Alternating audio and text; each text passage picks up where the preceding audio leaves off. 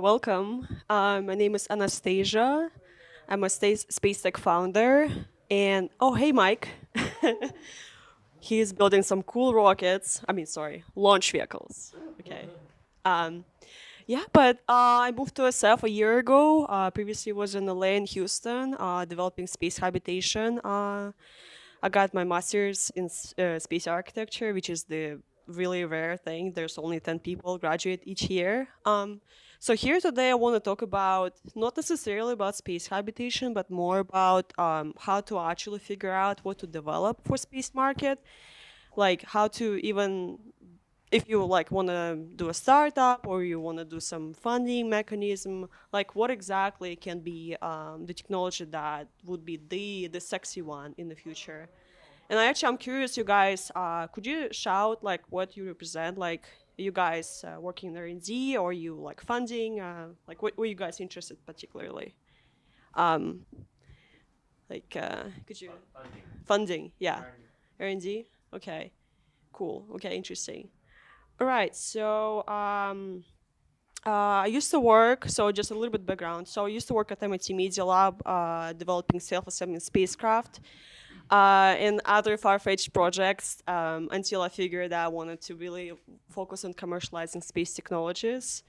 And recently, the past 4 years, I've been leading a company called Stellar Amenities, where we're developing hardware and components for outfitting spacecraft. And on the screen, you can see two of those. One of them is a deep pressure sleeping bag that I'm testing next month on a parabolic flight. Really exciting. And then the other one, the other project is a Mars chair for the Mars environment. It has a really weird shape because of there's calculations about body distribution and how human body going to be changed, so it accounts for that. But for the past 2 years, while I've been really engaged into different conversations about space technology, I really realized that there's a lot of far-fetched ideas, but there's not really much about like how you can actually commercialize something, how you can actually bring it to market, and what exactly can be brought to market. And most of the time, space startups are honestly about satellites and like communications, which is really valuable. Yet I think there's going to be more and more emerging technologies. And also I'm currently developing HAL 9000, which you can guys talk about it once I finish the conversation. But so you probably heard that NASA invested a lot of money, specifically $400 million into commercial LEO destinations. It's a new program by NASA that invests $400 million in four companies developing space stations. And those space stations are looking for like people like you that want to go to space and also like fund some development, or maybe a company that can support their development is like life support systems, and then like something about interior design. So there's huge market coming up. And then so lunar missions also. So Artemis missions coming up too. NASA is investing around $33 billion into that, and there's going to be this huge lunar settlement maybe in 10 years, hopefully. But right now, NASA had been hosting workshops on NASA architecture and how they're pretty much open-minded about like what exactly going to be there and how different entities going to collaborate. And I'm really suggesting you checking this out. If you Google Moon to Mars workshop by NASA, you can see the conversations. So the human space travel economy is growing, but the technology is not. And like the previous speaker mentioned, there's many problems with space health and human performance in space. Space radiation, isolation and confinement, distance from Earth. So anything that we get used to live on Earth, it's all lacking in space. And there's in every field here, there's opportunity. But how do you even figure out what to build? And so, YC always says, go talk to users and go talk to your customers. I disagree with that when we talk about commercial space. So the way I did it, the way I developing my technologies is to actually look at the NASA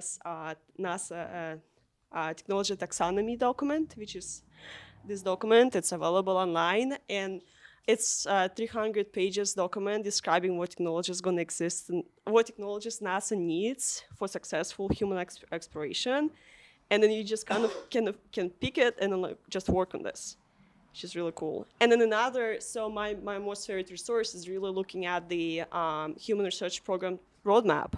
So basically, it's a really cool thing. It's really interactive task on the NASA website where you can see what research has been done before on human, especially on human performance in space, especially NASA Johnson Space Center and NASA Ames, particularly, and see how can you collaborate.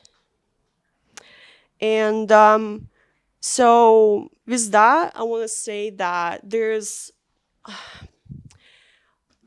many VCs that are joining a space tech, but I would say that there's still a big gap between really like early developments of space technologies and early investment in space technologies.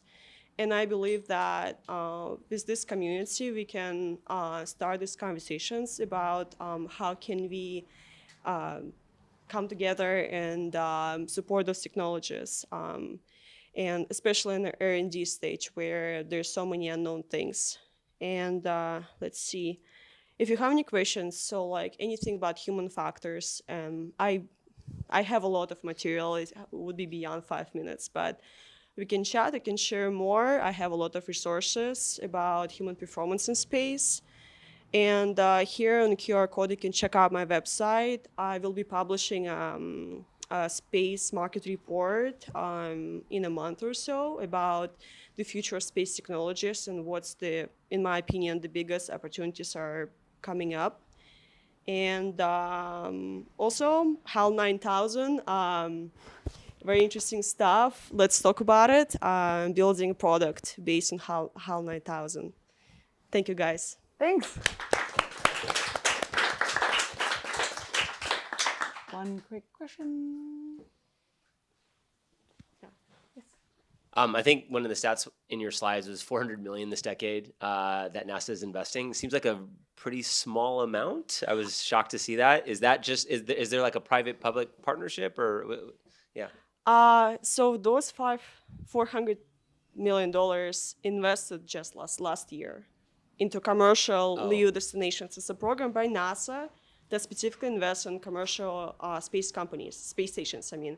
So for the context, we have now ISS, International Space Station, is going to be decommissioned by 2028. Yep. And there's going to be multiple commercial space stations. Some of the commercial space stations are now privately funded, like Vast Space. Some of the companies, like Nanovrax and Sierra Space and Blue Origin and SpaceX, I think, is planning a space station. I'm not sure. So those are getting a NASA support on development. So it's one of the investment, but basically there's a lot of money coming from NASA and from DoD, from SpaceWorks. I mean, those are having bigger budgets, yeah, for sure. Got it. Okay. Yeah. Thank you, Anastasia. Yeah. Thank you. Thank you, guys. All right.